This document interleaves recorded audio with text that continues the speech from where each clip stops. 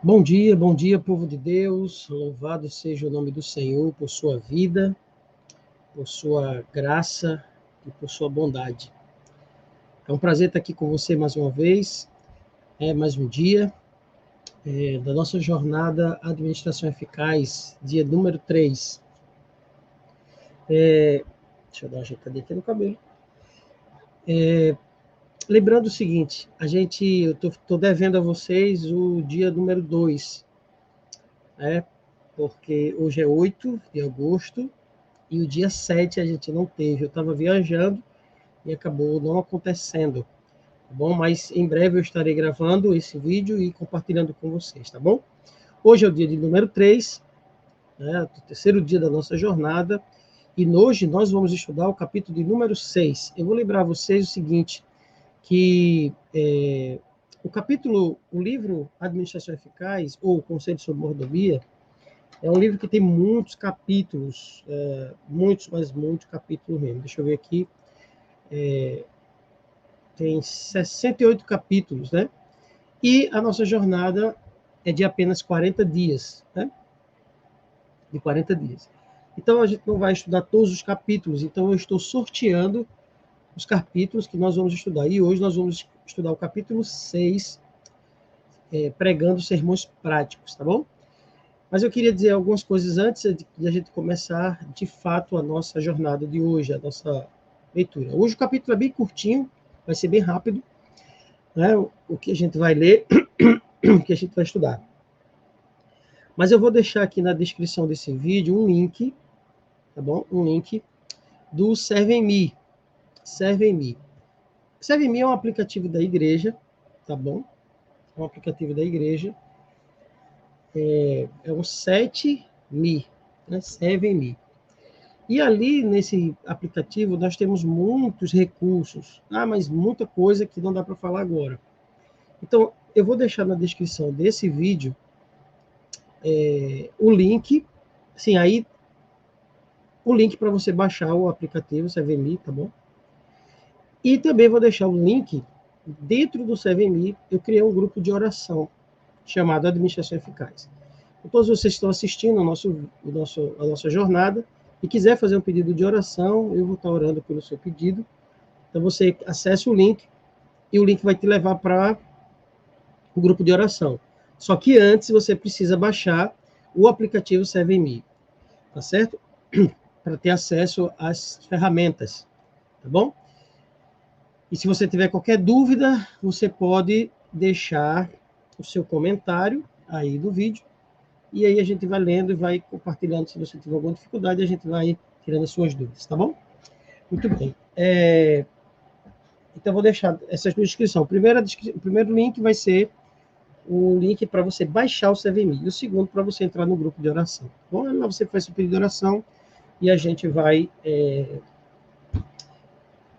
compartilhando com você e vai orando pelo seu pedido, tá bom?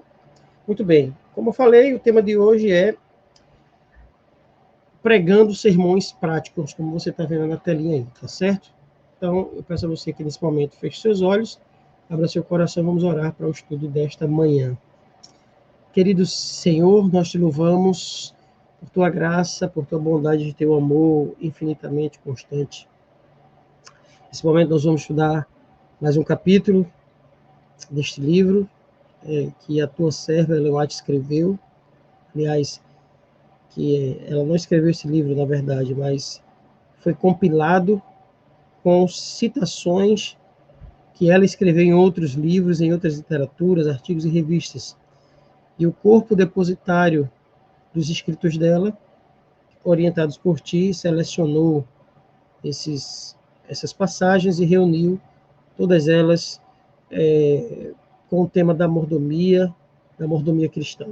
E hoje nós estamos estudando esta literatura e precisamos que o Senhor nos apresente a tua vontade, que todos nós possamos aprender mais uma vez com o Senhor.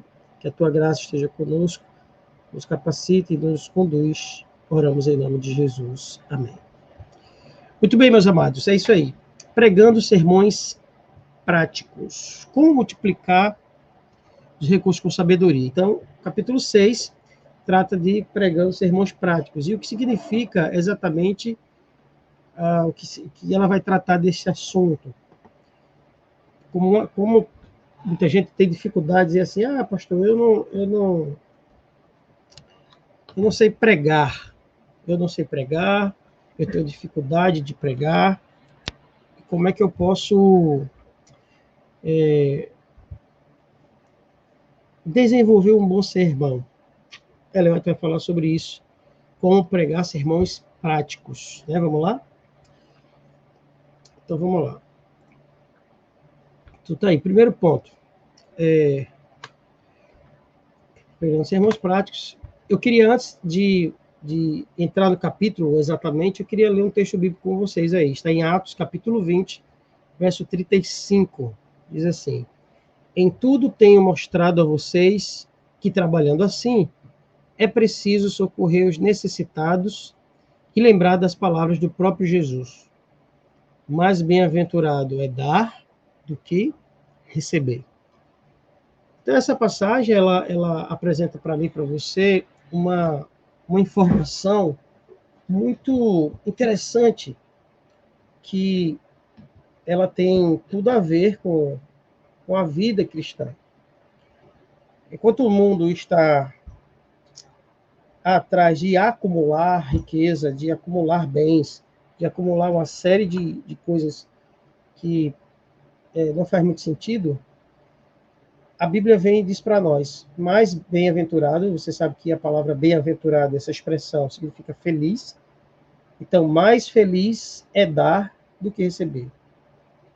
Então, muito mais se alegra e muito mais feliz é aquele que está doando, aquele que está dando algo para alguém, do que aquele que está recebendo. Aquele que está recebendo fica muito feliz, fica muito alegre, contente. Contudo, aquele que está doando, a realização dele é ainda muito maior. Então, é mais importante dar do que receber. E é mais feliz quem faz isso. Mais feliz é aquele que está dando do que aquele que recebe. Isso faz sentido na questão espiritual e também faz sentido em questões práticas. Imagina agora, se alguém está dando, é porque, em primeiro lugar, ela está dando algo para alguém, porque ela é feliz. Não só pela alegria de estar fazendo alguém feliz, de estar aliviando o sofrimento de alguém, isso traz muita satisfação própria, né? Realização pessoal. Mas em termos práticos, não emocionais, imagina, por que feliz é aquele que pode dar, aquele que dá, do que aquele que recebe? Porque quem está dando está numa condição melhor do que aqueles que estão recebendo, né? Então, se eu estou dando um prato de comida para alguém, porque eu estou em condições financeiras de doar aquele prato de comida para alguém que não tem o que comer, não sabe quando vai comer e fica esperando a graça de Deus, que use a bondade de alguém para isso. Então, se eu estou dando algo para alguém, eu estou mais feliz porque, primeiro, por causa do que eu já falei antes, da realização pessoal de estar fazendo alguém feliz. Mas, em termos práticos, é assim, se eu tenho condições de dar, é porque eu tenho mais do que aquele que está recebendo. Ou seja, Deus me abençoou muito mais do que eu aproveitei melhor as oportunidades que eu tive do que aquela pessoa. Então, eu estou numa condição que Deus me colocou para abençoar outras pessoas. Então, eu não tenho, se eu estou dando, eu não tenho falta daquilo. Eu não sinto falta daquilo. Eu não tenho necessidade urgente daquilo. Então, eu posso compartilhar, né? Então, eu estou em melhor condições de vida do que aquela pessoa, né? Então, eu tenho dinheiro para comprar um prato de comida, eu tenho dinheiro para comprar uma muda de roupa para aquela pessoa. Ou seja, em termos práticos, eu sou mais feliz de estar doando para aquela pessoa porque eu estou em melhores condições do que ela. Então, se eu estou em melhores condições, a minha vida é melhor do que a vida daquela pessoa, falando em termos gerais, né? Obviamente, que nem todo mundo que tem condições, que é rico, que tem posse, tal, é feliz. Mas, de forma, vamos dizer assim, filosófica, espera-se que uma pessoa que tenha mais condições, mais recursos, mais oportunidades, ela tenha um estilo de vida, uma condição de vida que ela esteja mais feliz pelas realizações que ela executa, né, que ela vivencia, obviamente. O que é que se espera? O que é que se espera? Que alguém que mora debaixo de uma ponte, aliás, o que é que se espera de alguém que mora numa mansão e em relação àquele que mora debaixo de uma ponte? O natural, né, o que se espera é que aquele que mora numa mansão seja muito mais feliz, mais contente, mais alegre, porque tem muito mais condições, né? E aquele que mora debaixo de uma ponte está mais sofrido, sofreu mais, tem mais dificuldade para conquistar suas coisas, ou que está passando fome, enfim, alguma coisa assim, que ele está ali. Óbvio, estou falando isso de forma gerais, né? Mas a Bíblia está dizendo para nós aí que nós precisamos socorrer os necessitados e lembrar das palavras de Jesus. Muito melhor é dar do que receber. Aqui é o apóstolo falando, mas Jesus foi quem disse essa frase. É muito melhor dar. E o maior doador de todo o universo foi Cristo, né? Beleza? Então vamos avançar aqui. Aí ela começa, né? É um capítulo bem curtinho, você vai ver que eu vou terminar bem rápido.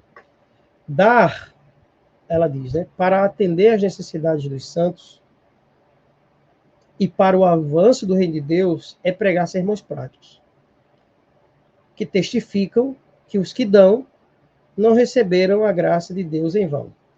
Então, ela afirma aí, ela vai estar afirmando nessa passagem, que pregar sermões práticos é doar recursos para atender a necessidade dos aflitos. Ou seja, e para o avanço do reino de Deus. Então, quando eu contribuo financeiramente, com recursos, com influência, ou seja, se eu estou doando para a causa de Deus e para atender a necessidade dos santos, eu já estou pregando um sermão na prática. Eu não estou pregando um sermão filosófico do púlpito, né, com argumentos e enfim. Eu estou pregando sermão na prática. Quer pregar? Pastor, não sei pregar. Pois é, então.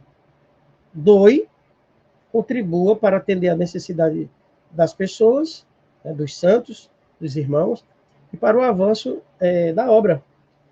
Se você fizer isso, você já está pregando um bom sermão. Aliás, um dos melhores, porque não é um sermão de palavras bonitas e frívolas, mas é o sermão na prática. As pessoas estão recebendo, não apenas sentindo o poder do sermão, mas recebendo o poder do sermão. Então, quer pregar sermões práticos? Vá para a prática. Ou seja, dar para atender as necessidades dos santos e para o avanço do reino de Deus. Isso testifica que a graça que você recebeu, ela não foi dada, ela não foi dada de graça, em vão. Ela não se perdeu ao longo do tempo.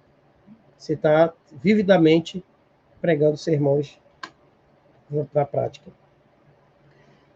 Os que vivem para satisfazer o apetite e os desejos egoístas perderão o favor de Deus e perderão a recompensa celeste. Então, ela está sendo muito categórica dessa informação. Ou seja, os que vivem nesse mundo só para satisfazer o seu apetite e desejos egoístas, eles vão perder o favor de Deus, a graça de Deus, e vão perder a recompensa eterna, ou seja, a eternidade. A recompensa celeste, ou seja, a eternidade. Muita gente vai ficar fora do céu, muita gente. Porque rejeitaram a graça e também porque rejeitaram compartilhar a graça com as pessoas. Então, se você vive só para si, não vive para Deus, não vive em prol das pessoas, para contribuir, para aliviar o sofrimento delas, você só pensa em você, só pensa em você, ou seja, você já desfrutou da recompensa. Então, para que a eternidade? Você não aliviou o sofrimento de alguém, você não levou a graça, a salvação para alguém, só viveu para si. Ela diz categoricamente que essas pessoas irão perder a eternidade. Você deseja perder a eternidade? Eu acredito que não. Então a gente tem que deixar, né, de viver apenas para si, né? Não confunda amor próprio com egoísmo. Amor próprio é uma coisa importante e tal. Mas muita gente está confundindo amor próprio com egoísmo, certo? Está confundindo egoísmo, aliás, elas estão vivendo de forma egoísta e estão achando que é amor próprio. Entendeu? Então tem que ter muito cuidado com isso, reavaliar os nossos posicionamentos, as nossas intenções, a forma como a gente usa os recursos que Deus coloca em nossa mão, né? Se eu estou usando para a glória de Deus ou para a glória de mim mesmo, porque quem vive para a glória de si mesmo vai perder a eternidade. Isso é uma certeza, né? Aí ela diz aqui, o sermão mais difícil de pregar é o da abnegação. Ela diz, o sermão mais difícil de pregar e que mais custa pôr em prática é o da abnegação. Difícil esse sermão aí, viu? Pecador cobiçoso por si mesmo, ele cobiça a si mesmo, fecha a porta ao bem que se poderia fazer, mas não é feito porque o dinheiro é despendido para fins egoístas. Então, esse é o sermão mais difícil de pregar. É o sermão da abnegação. Ou seja, a abnegação é a negação de si mesmo. Esse é o sermão mais difícil de pregar. Renunciar aos seus desejos, renunciar aquilo que lhe agrada em prol do outro. Isso é abnegação. Foi o que Cristo fez. Ou seja, Cristo, ele abdicou do céu e da glória eterna, né?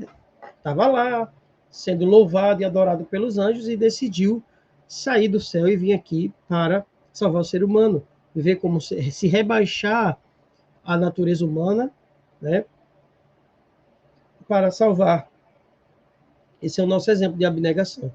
Que ele, tendo tudo, sendo poderoso, rico, se fez pobre para que a gente fosse rico, né? Ele morreu para que a gente pudesse viver. Entendeu? Então, isso, aí ela diz que muito bem que deveria ser feito, muito bem que deveria ser feito, não é feito, porque todo o dinheiro que muitas pessoas recebem são despendidos, são usados para fins egoístas. Então, tem muita coisa boa que está sendo deixada de fazer, porque os servos de Deus, os cristãos, olha aí que terrível, né?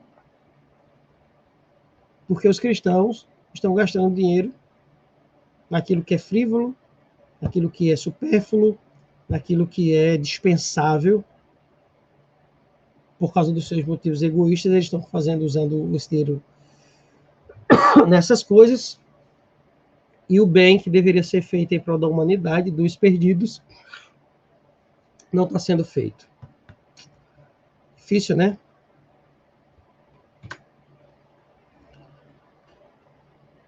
As ofertas do pobre, aí essa passagem aqui, termina aqui, né? Não, deve ter mais uma. Essa passagem aqui ela é muito interessante, porque muita gente diz, pastor, eu sou pobre, eu ganho pouco, e não dá para contribuir como eu gostaria e tal, não sei o quê. Beleza. Mas veja o que Ellen White diz aí nessa passagem. As ofertas do pobre, dada com abnegação, para ajudar a difundir a preciosa luz da verdade salvadora, não somente serão um cheiro suave a Deus e a Ele inteiramente aceitável como dádiva consagrada, como também o próprio ato de dar expande o coração do doador e o une cada vez mais ao Redentor do mundo. Ou seja, ele vai estar dizendo aí que a oferta do pobre, não é do rico, é do pobre, dada com abnegação, ela é um cheiro suave que Deus aceita. E ele a considera essa oferta como uma dádiva, um presente sagrado. Ok? E quando essa oferta é dada com essa abnegação genuína, ela diz que o coração do crente, esse ato de dar, expande o nosso coração e faz com que a gente esteja unido mais e mais, cada vez mais, ao redor do mundo.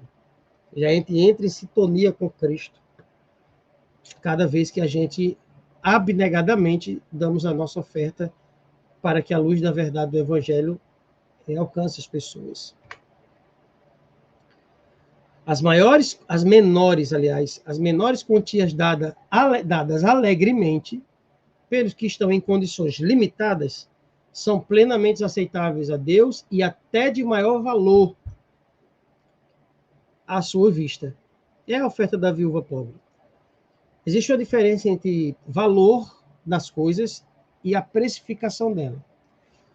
O preço, né? O que é o preço e o que é o valor, né? Quando você está numa loja e você vê um objeto e vê aquele número ali do lado do objeto, aquilo não é o valor do objeto. Aquilo é o preço dele. É o quanto custa, quanto que você vai pagar por ele. Mas não é o valor dele. Certo? Por exemplo, se você está andando na rua e você,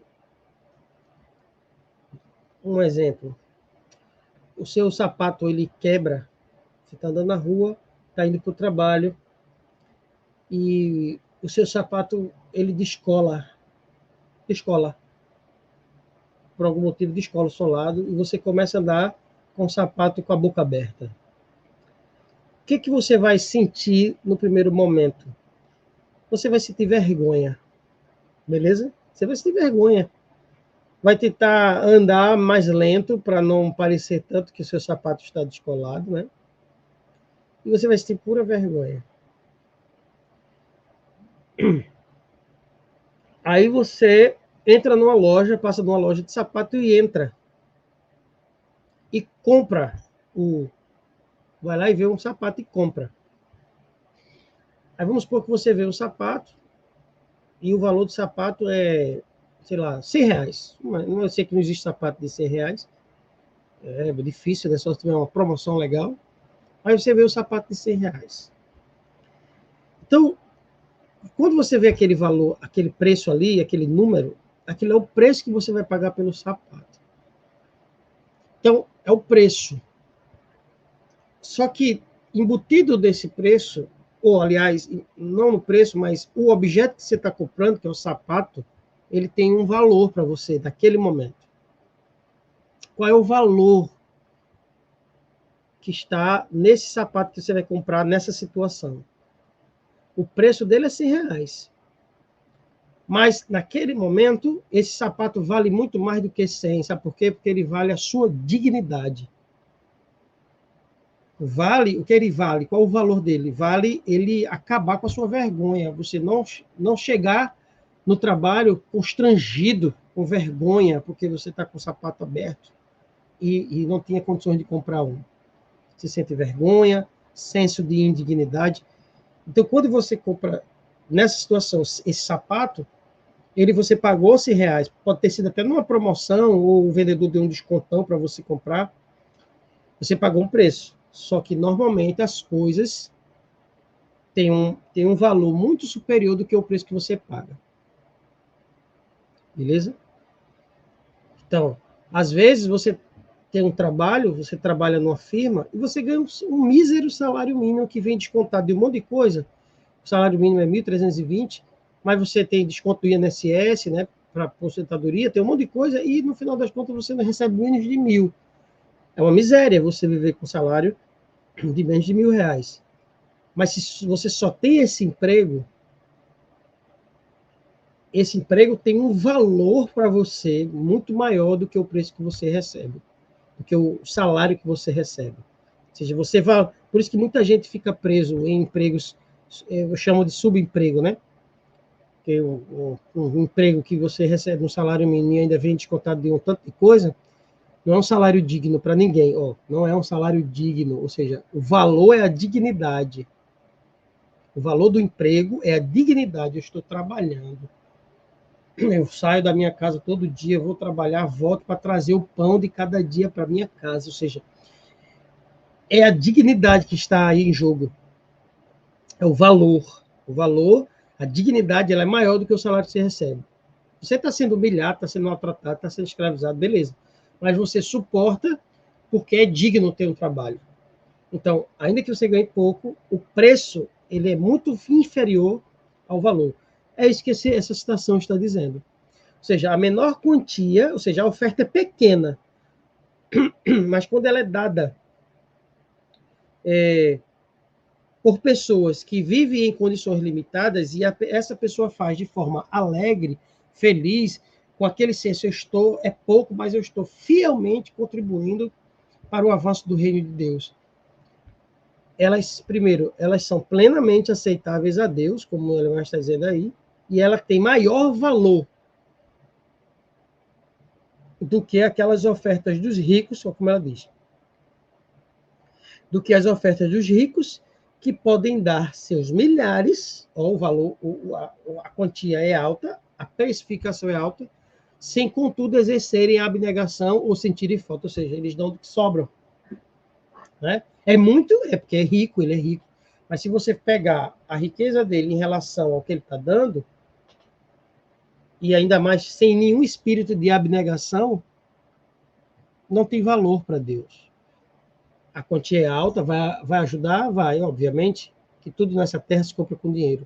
Mas para Deus, o valor dela é menor do que a oferta do pobre, dada com alegria. Toda oferta dada com alegria, seja pouco ou muita, alegra o coração de Deus e tem muito valor para ele. Agora, se não é dada com alegria e com espírito de abnegação, nem um pouco nem um muito tem valor para Deus. Mas essa citação é para reforçar que muitas pessoas acham que não pode contribuir com o reino de Deus porque ganha pouco. Não. Do seu pouco, você vai dar pouco. Contudo, se você fizer isso alegremente, com a motivação correta, ela diz que é aceitável a Deus e tem maior valor do que a oferta do rico, que é a esmola. Muitas vezes o rico dá uma quantia grande, mas é esmola em relação à fortuna dele. Enquanto o pobre, às vezes, está dando pouco, mas é tudo que ele tem. Percebe? Então, se ele faz isso com alegria, com a motivação correta, com o senso de missão, que ele está cumprindo a missão, essa oferta vai ser aceitável a Deus e tem muito mais valor do que a esmola do rico. Beleza? Vai terminar aí. Esse é o último slide. Ao ser exercido, o que é exercido? Exercitado. Ao ser executado, exercido, o espírito de liberalidade, ou seja, generosidade cristã, o espírito de liberdade cristã fortalecerá. Ou seja, o que ela está dizendo? Quando você põe em prática a abnegação, o dar, o doar, o espírito de liberalidade cristã, o espírito de generosidade cristã vai se fortalecer e não irá ser necessário ser estimulado de maneira doentia. Ou seja, o líder da igreja, o pastor, o ancião, sei lá quem for, o líder de mordomia, ele não vai ficar precisando estar estimulando, incentivando, entre aspas, como se estivesse obrigando as pessoas a ser generosas. Quando você coloca em prática, quando você exerce a generosidade, esse espírito ele vai se fortalecer cada vez mais na sua vida e na vida da igreja e não vai precisar ser estimulado, porque a igreja já vive isso. Aí ela continua: todos os que possuem esse espírito, ou seja, que espírito? O espírito de liberalidade, aí ela reforça, é o espírito de Cristo, com jovial alegria farão com que suas dádivas, os seus dons, os seus presentes, as suas doações, corram para a tesouraria do Senhor. Inspirados pelo amor a Cristo e pelo amor às almas por quem ele morreu, sentem intenso fervor em desempenhar sua parte com fidelidade. Ou seja, vou dar um exemplo prático. Alguém que tem esse espírito de liberalidade, ele devolve seu dízimo, devolve a sua oferta, seu pacto, né, de oferta, beleza, aí fica com aquele restante. Ele já cumpriu aí, vamos dizer, entre aspas, né, a sua obrigação religiosa. Devolveu seu dízimo, devolveu seu pacto, beleza? E sobrou ali para ele o dinheiro dele, para ele dar conta das suas contas e tal. Mas ele acredita que ele pode ajudar mais a obra de Deus. Que ele, dízimos e ofertas, o dízimo e o pacto sistemático, ainda é pouco. Então, ele, em vez de... ele vai olhar, uma pessoa que tem um espírito de liberalidade, ele vai olhar, esse mês eu preciso comprar um sapato, porque o meu sapato está gasto e tal, preciso comprar um sapato novo. Só que ele olha para o sapato e ele vê, não, esse sapato aqui ainda dá, ele ainda dá para eu usar 6 meses. Um exemplo. Então ele pega aquele dinheiro do sapato que ele iria comprar um sapato e ele devolve para a igreja como uma segunda oferta. Porque ele acredita que tem pessoas que estão perecendo no pecado, que precisam ouvir o evangelho e é que essa oferta vai alcançar essas pessoas, do que ele tem condições de passar com 6 meses a mais para aquele mesmo sapato e comprar depois, em outro momento, mas a obra de Deus está precisando agora. Então essas pessoas, isso é um espírito de liberalidade. Ou seja, é uma pessoa que, para ela, o que importa é o reino de Deus, e não a sua vida. Importa mais o reino de Deus do que a sua própria vida. E Jesus diz, né? Aquele que tentar achar a sua vida desta terra vai perdê-la, mas aquele que perde a vida por meu nome, por minha causa, vai achar a sua vida na eternidade. Ou seja, existem pessoas na igreja que têm esse espírito. E cada vez mais que ela exerce, mais esse espírito se fortalece. Quanto mais generosidade você distribui, mais generoso você fica. É isso que ele vai estar dizendo. E não vai precisar que ninguém fique lhe constrangendo a ser generoso. Ah, rapaz, tá todo mundo... Né? Aquela pessoa tem dinheiro, todo mundo sabe que tem dinheiro. Aí você faz um movimento para fazer um evangelismo, para ajudar uma pessoa, e todo mundo está contribuindo, e aquela pessoa amarrada, e todo mundo sabe que ela tem dinheiro. Aí você fica assim, bora, rapaz, está todo mundo doando, vai ajudar com nada, não é? Ou seja, isso é um constrangimento.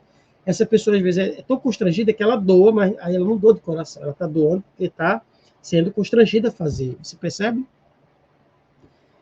Mas Ellen White diz que quando você exerce a generosidade, esse espírito de generosidade ele vai se fortalecendo na sua vida e na vida da comunidade, né? E não vai precisar mais ser estimulado de maneira doentia, né? E ela diz, esse espírito de liberalidade é o espírito de Cristo. Quem faz assim, né? Quem faz assim é feliz, é alegre, é até jovem, com jovial alegria. Se torna até mais jovem. E ela diz, inspirados pelo amor de Cristo e pelo amor às almas, eles sentem intenso fervor em desempenhar sua parte com fidelidade, ou seja, ele contribui com alegria, com temor, com fervor no coração, e aí aquela oferta que é aceitável a Deus, ainda que seja pouquinha, Deus vai multiplicar essa oferta em grandes coisas para o reino de Deus, para a salvação de almas. Amém? Que eu e você, é isso, meus amados, por hoje é só. Curtir o capítulo, né? Aí eu falo tanto que é tão curto, mas 33 minutos eu estou aqui com vocês, misericórdia. Mas é isso.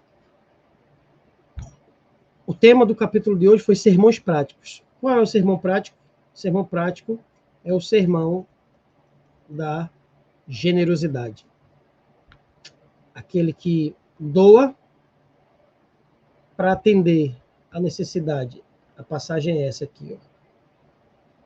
A passagem é essa, para ficar claro para você.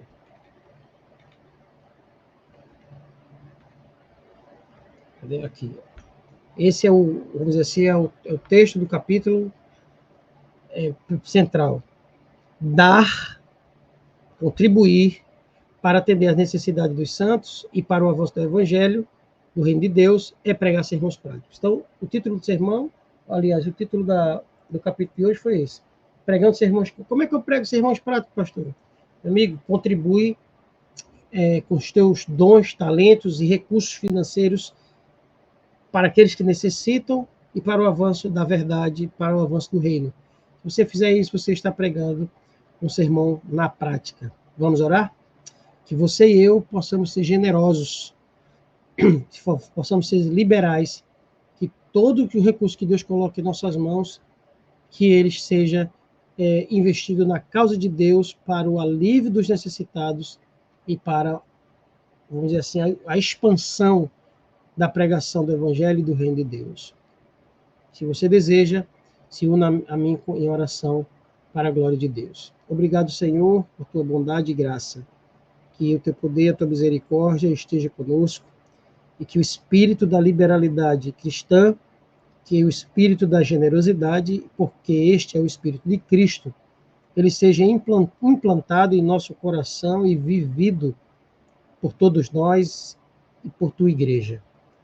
Que esse sermão seja pregado todos os dias, o sermão da abnegação, o sermão da generosidade na prática. Que os nossos sermões não sejam teóricos, sejam práticos. Que as nossas mãos, nossos pés, sejam as mãos e os pés de Jesus para este tempo, para aliviar o sofrimento daqueles que estão em necessidade, mas muito mais para avançar o reino de Deus e a sua justiça neste mundo. Que o Senhor nos dê um dia feliz, um dia na tua presença. Oramos em nome de Jesus. Amém. Que Deus abençoe você, que Deus te faça feliz e generoso. Até amanhã, se Deus assim permitir.